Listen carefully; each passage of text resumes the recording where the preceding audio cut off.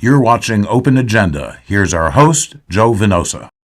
Welcome to Open Agenda. I'm your host this week, Joe Venosa, and today we're joined by two guests, old friends of the show, Miss Trish Melvin from Fruitland, Maryland, and of course, the voice of Open Agenda, Mr. Mike Goldberg. Hey. Welcome. So, there has been in the community a very big story that I believe both of you have heard, and it is in regards to the arrest and the abduction of a local woman, Miss Vanessa Parazal.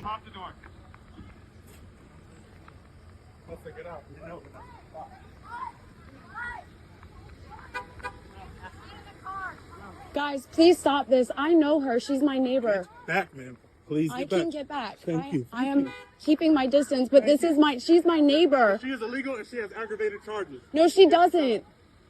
She doesn't have any charges, guys. And that issue was going around both social media and some of the more mainstream news stations. We've been very fortunate to have two very close friends of Vanessa who are willing to come on the show and give their testimony about what happened and where things currently stand. So we're going to be joined by Miss Elizabeth Watkins and Miss Sophia Livingston. And I know that their testimony on this local issue also connects to some of the larger ones, which, to be fair, we often disagree on to some extent and have different views. But I'd like to bring them on, have them tell the story, give updates to the community, and afterward, I'd like to hear your views on it and maybe sort of talk about how we can connect our local situation to those national trends and how best do we deal with it. So would you stick around and join us later? Absolutely. Let's do this. All right. Stick around and we'll be right back with our next segment of Open Agenda. Hi, welcome back to Open Agenda. I'm your host, Joe Venosa, and today I'm joined by two local residents, Miss Elizabeth Watkins and Miss Sophia Livingston. Thank you so much for coming here and for joining us for this conversation. Obviously, a lot's happened the last few weeks regarding a very specific issue that happened in the Pinehurst neighborhood, which was an event in which Miss Vanessa Parazal was essentially abducted by ICE agents from out of her car in the Pinehurst neighborhood. Could you maybe please tell us a little bit about yourself and how you know Miss Parazal? So my name is Elizabeth Watkins, and I'm a stay-at-home mom of 3. Vanessa and I are neighbors, and we have shared a backyard for close to a year now. Our daughters are best friends and have been since the first day that we got to spend time together. I'm Sophia Livingston. I'm a mom too, but I don't stay at home. My baby's in daycare. I know Vanessa because she married my brother. Could you maybe lay out for us and for the broader public exactly the course of events that happened that morning, and then what was your immediate reaction to it? So Wednesday morning, Vanessa and I both left to take our daughters to school, and we ended up behind each other in the drop-off line, which happens occasionally. We were both running a few minutes late, but the kids weren't late for school. So we were all rushing in the line. Our daughters both jumped out of the car at the same time, and they held hands and walked into the school together. We exited the drop-off line and paused to watch the girls walk into school. And this is at Pinehurst Elementary? This is at Pinehurst, yes. We stopped at the edge of the parking lot at their stop sign. We smiled and waved to each other from our cars, and we took our regular path home. We take this path every single day when we drop our kids off. We go the same way every day. The road that we went down was Pinehurst Avenue, and coming from the school, there are 2 entrances onto that road. We came from this side, and ICE came from this side. I do believe that they were sitting there waiting for her. It happened so quickly that even though I was right behind her, at first I thought, oh, somebody's getting pulled over. And within seconds, there was a swarm, and I just pulled over thinking, oh my God, what's happening? I realized very quickly what was happening when I saw ICE on the agent's vest, and I saw them swarm her car the way that they did. The vehicles were all untagged, and the vehicles looked to me like civilian cars, which was another part that added to my confusion. Immediately, I knew what was happening was wrong. And I jumped out of my car to record because I knew that Vanessa was going to need evidence to what happened to her. They were tapping on her car windows with batons, intimidating her. They were shouting at her to get out of the car. And as she was screaming for what, they would give her no response, but to yell louder for her to get out of the car. So they never actually specifically They told never her gave her a reason as to why they wanted her to exit the vehicle. They gave you a reason, though. They told me that she was I don't want to misquote here, but they told me that She's illegal and she has aggravated charges. she has aggravated charges. Thank you, Sophie. Yes. I was more than a car's distance from the scene as where it was happening. Again, recording because I knew Vanessa would need evidence. And I myself had an ICE agent put his hand on my shoulder as I was stepping away already. I was enraged. I was baffled. I was hurt because I have been raised to trust our government, and I do. And I did believe everything that was happening was being done the correct way until I saw with my own eyes what the truth really is. And not just saw it with my own eyes, but saw it happen to somebody so close to me. As she was yanked out of her car, I realized that she was going to be taken, and there was nothing that I could do. And I at that point, left to go find her husband as quickly as I could. We were minutes from our house, so I drove home, and unfortunately, he was not there. And that was when the phone call started. And this all happened basically within, from what it sounds like, a 15, Minutes. 20-minute period from start to finish? Oh, it wasn't even we dropped the girls off at school, and I would say within 2 minutes, this was started and over. The videos she recorded only add up to be about like a minute. Like, And that's the total interaction. I started recording immediately. And I know this is kind of hard to maybe calculate even after the fact, but you said there was a large group of ICE agents. How many were there from what you saw? I haven't gone back to count in the video, but initially recounting what happened to my partner who was at home at the time, I immediately told him what had happened. I said there had to have been at least 7 men. Mm-hmm. And I know that I saw at least 1 woman as well. Mm-hmm. And again, they were on both sides of her car, tapping on both windows with batons. They were extremely intimidating. It's ironic that it happens, again, it happens to many, has happened and will happen to many more people, but the fact that it happens on Christmas, given what we know about the backstory to the Christmas holiday, yes, makes it a cruel irony, I think, for some of us. Truly. Truly. With that being said, I'd like to ask, and again, I understand that there's still information that has to come out and that we're still finding the facts even up to this moment. But, there's been a lot of speculation about why ICE specifically targeted Vanessa in our neighborhood, our Pinehurst neighborhood, in that particular way and at that time. Are you able to speak about that or maybe ponder why? Unfortunately, until the case is further resolved, we can have our personal speculation. Mm-hmm. And we can point out coincidences that have happened that lead to our speculation. But until the case is further resolved, we can only speculate. That is all that we can do. Okay. Because we don't want to mess anything up for Vanessa. Okay. What we can say is that Vanessa was targeted, according to ICE, because of a charge from 2020 that has been handled, closed. The case has been closed. What I can say regarding that charge is that it was not a felony. She has no felonies. Vanessa has also been involved in family court since then. Vanessa has had nothing more than a traffic citation since this happened. Vanessa is not a violent person, and she never has been. That is the type of person, like, you could have, like, the worst day of your life, and you would go around her and she would immediately make you smile. Like, her smile is contagious. She has, her daughter and her have this cute little smile that, like, their face gets all puffy and they look like Whoville people. They're twins. They're so cute. Obviously, this has affected both of you in a very direct way because you know her so well.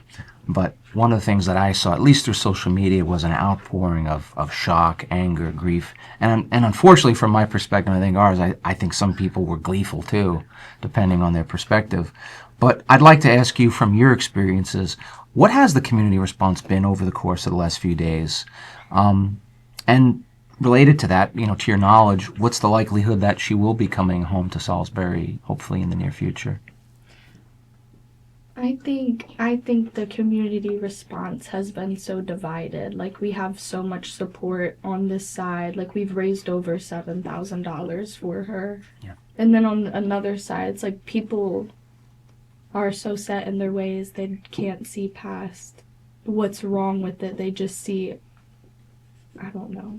And I also think that mindset comes from a sense of entitlement. Mm-hmm. And I don't say that in a negative way. I don't mean that in a rude way. Mm-hmm. But I think that, myself included, a lot of people in this community are able to have an entitlement that others might not be able to, as far as, well, you didn't do things the right way, so who cares if it happened? But that doesn't mean that we deserve to be sent somewhere we've never known our whole life, to have our whole life disrupted right before Christmas.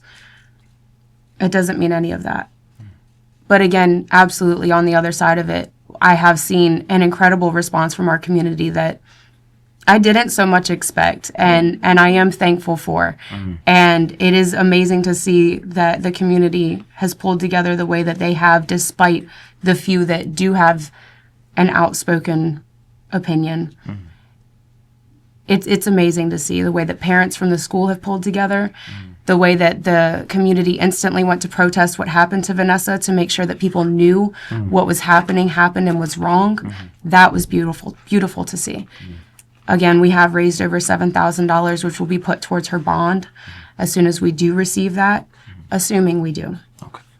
As far as her coming home to Salisbury, while we would love to say that it is a great chance, and in our hearts we feel as though it is, I don't think any of us expected this to happen either. Yeah. And so while we do believe we have a great chance, we have an attorney that we are working very closely with, and we are at the moment waiting for a bond hearing date.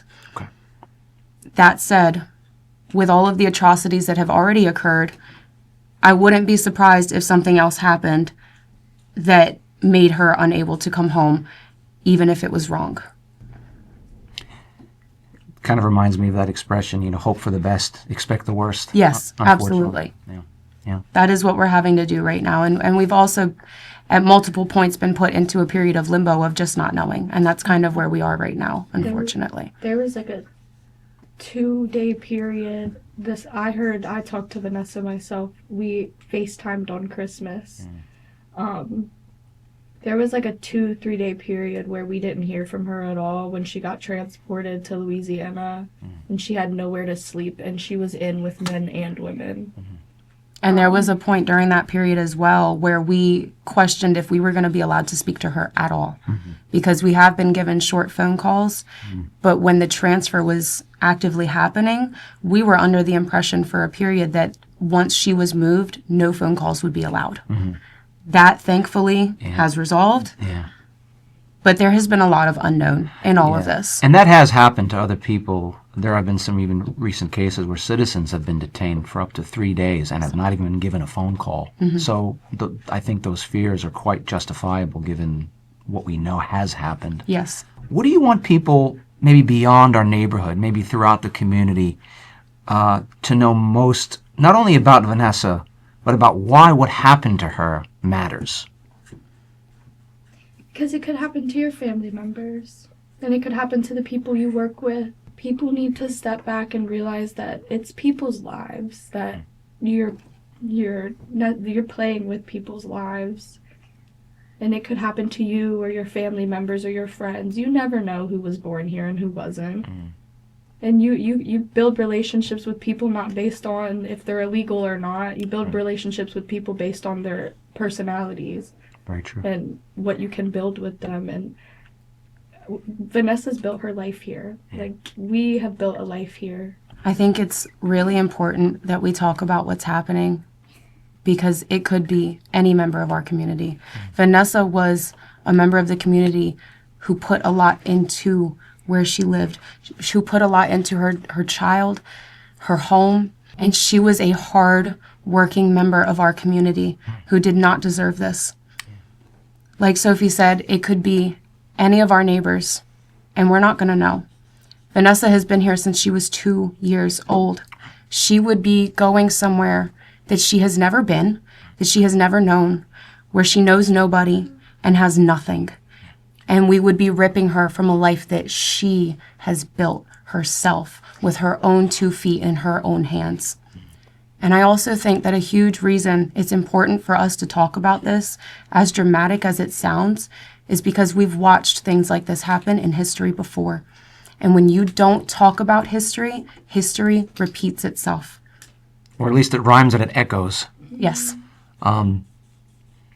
It's interesting that you brought that up, and then you commented too about it's people's lives. I think one of the kind of the sad realities, and maybe this is a human tendency, is we often don't think about issues unless we feel personally affected, or at least when it comes to our door or our street.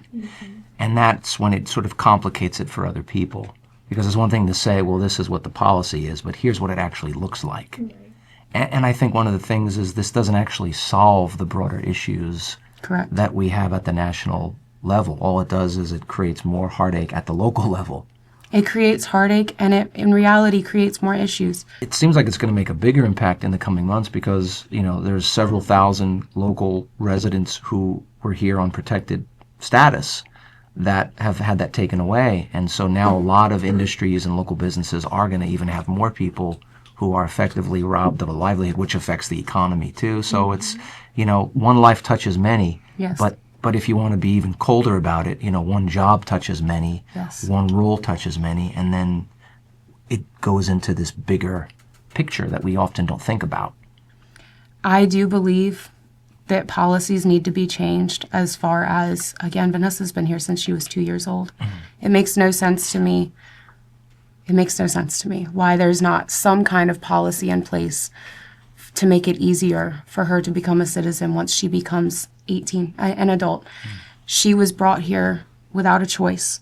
She didn't choose to break the law coming into this country. So she shouldn't be held responsible in the way of sending her somewhere that she's never been. That makes no sense to me. That and the way that she's being treated now, like in the ICE facility, is just Inhumane. yeah. That's the only word for it. She slept on the floor with no pillow and an aluminum blanket. She just recently got a cot to sleep on. They've been feeding her MREs that have been making her sick. She still can't keep food down. The water there is dirty. She can't drink the water. There's so much I don't know that I want to know about what's going on with her. But from what she's told me, Nobody should be treated like this. No matter, even in jail, you have a bed. even in jail, they separate men and women. She's the smallest female I've ever met in my life. Why is she in with men? Vanessa is 4'10" and around 100 pounds, I would say. Vanessa is small, and that does make her vulnerable. We don't think of that aspect of it, right? We don't. Yeah. That's all I've been thinking about. And that's, as her family and friends, that's what we are sitting here thinking nonstop about. But outside, yes, when you're outside of the situation, that is the entitlement that I brought up earlier. I don't mean it in a negative context, no, but it's you true. don't think You don't about think it about it, until it's your family, your friend in that situation. Well, you two are both great friends and great members of the community for being willing to share your story. I know it's not easy, but we're grateful that you could come and be with us and talk about an issue that's not easy for many reasons. But, on behalf of all of us, we're very grateful for that. So we're going to come back for our next segment, and we hope that you stick around and we'll talk a little bit about these issues from a more analytical way. But once again, I'd like to thank Sophia and Elizabeth Thank you, for Chris. coming out on this issue. Stick around. We'll be right back with our next segment of Open Agenda. Welcome back to Open Agenda. Now that we had the chance to talk with both Sophia and Elizabeth about the situation with Vanessa Parozal, I'd like to obviously talk to both of you again about not only your reactions to the story, but what were your major takeaways to it. And obviously there's different views on the broader issues, but I'd like to spend a few moments kind of processing that. Quite a compelling story that they told. It's very easy to respond emotionally to that. I mean, it got me right here, I must confess. I think we do need to look at what the laws are, however. I do believe that laws should be enforced, but I really have to question how the law is being enforced in this case. I really do. I think the part that troubles me the most is that Vanessa was 2 years old when she was brought to this country. She did not break any laws. What law is a 2-year-old going to break? And it's unfortunate that our laws have not been drafted to accommodate this type of situation. And to me, the real bad guy here isn't ICE. It's not even Donald Trump. To me, the bad guy is Congress. Whether it's been a Republican or a Democrat Congress throughout my lifetime, they have woefully failed to address immigration laws. And I think it's about time that they do, but I wouldn't stand on one foot waiting for them to do their jobs. What about you, Trish? The inhumanity of it jumps out at me, and the agents knew very well who Vanessa is, that she was a petite young female. Regardless, they dispatched 6 to 7 agents to take her, which kind of reinforces a position that I've had, that local law enforcement does not need to assist in these matters. If they can send out 6 people to capture a young female, they don't have a shortage of labor in ICE, number one. Another thing that jumped out at me, and I was so impressed by Ms. Watkins, Elizabeth, her ability to think in a minute, get her phone out, and start recording. Yeah. And I would encourage anybody that finds themselves in a similar position to have the depth of mind to do the same thing, because she did exactly what one should do in that situation. And I completely agree. That many agents to deal with a 100-pound, 4'10" woman seems to be a little bit excessive. And I've got to wonder, what was Vanessa feeling at the time when she's suddenly surrounded by these men in uniforms who are tapping on her window, beating on her window hard enough to break those windows. It seems to me that it was an unnecessary escalation of whatever the situation was.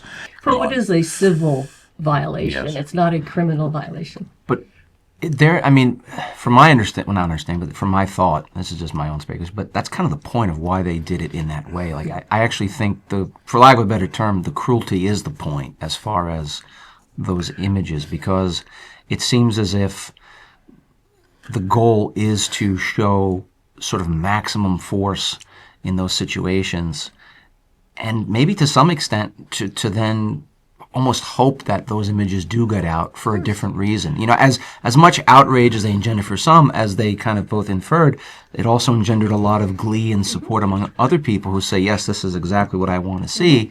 And, it's always interesting when the shoe is on the other foot.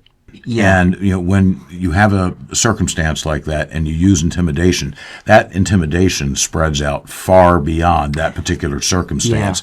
Yeah. And I do find that particularly concerning. Yeah. And you take a look in history, and you are an historian, as well as anybody, or better than anybody, just how that type of intimidation has been used to control entire populations. Absolutely. It shouldn't be controversial to say this, but I don't think it's a good situation whenever you have an overabundance of masked government officials taking people off the street. I don't care what political system you're in or your view.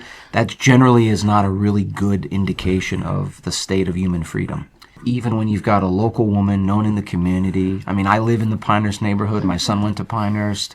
When she's talking about those car drop-offs, that's traffic I've seen for years.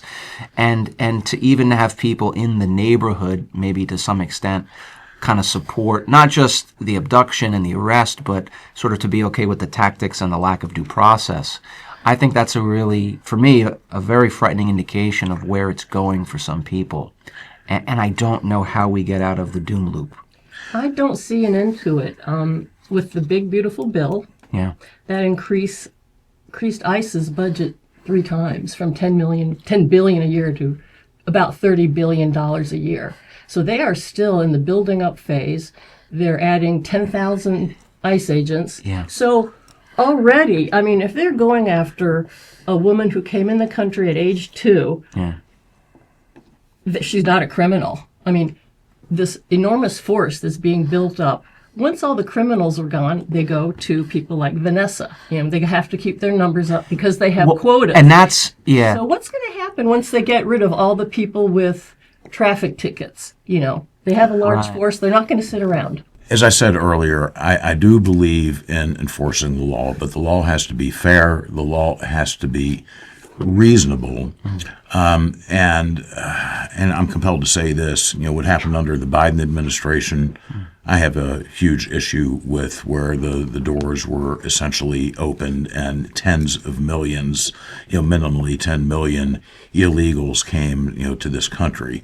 And now it has to be dealt with. Now, I don't necessarily agree with I don't agree with these type of tactics being used. But even if you did, it wouldn't apply to somebody like Vanessa, who's been here I mean, for what it sounds like, she came in under George W. Bush's term. She right? did nothing. Did nothing wrong.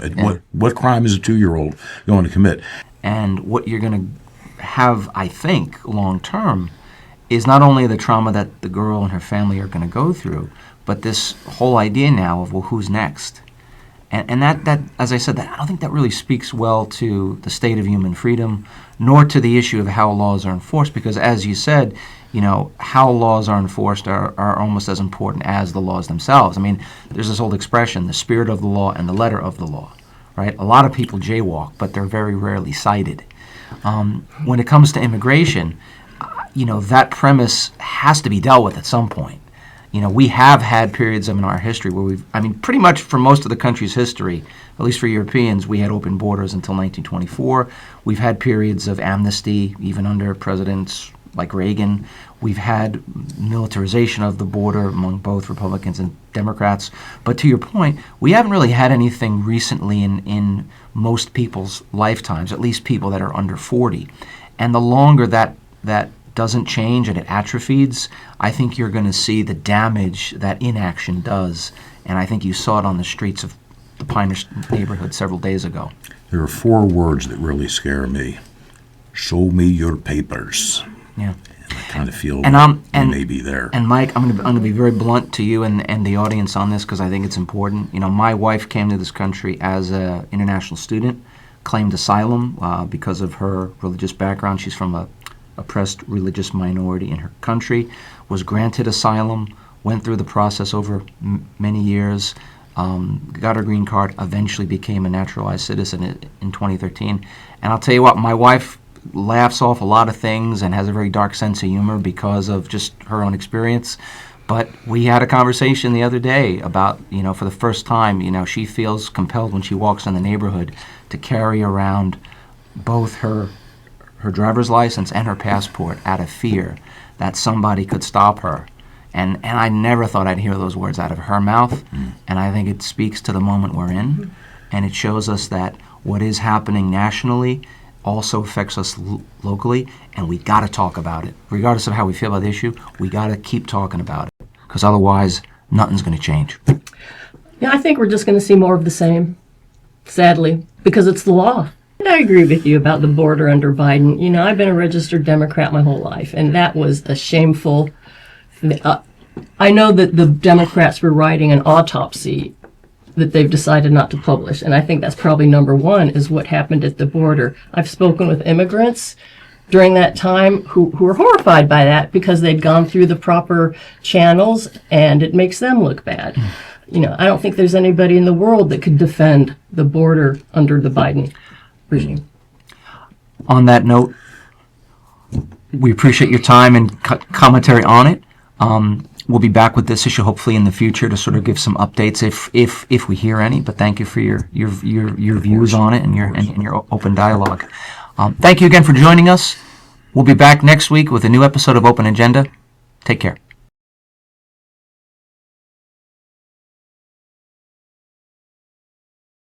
Here's our host. Who the hell is he? Oh.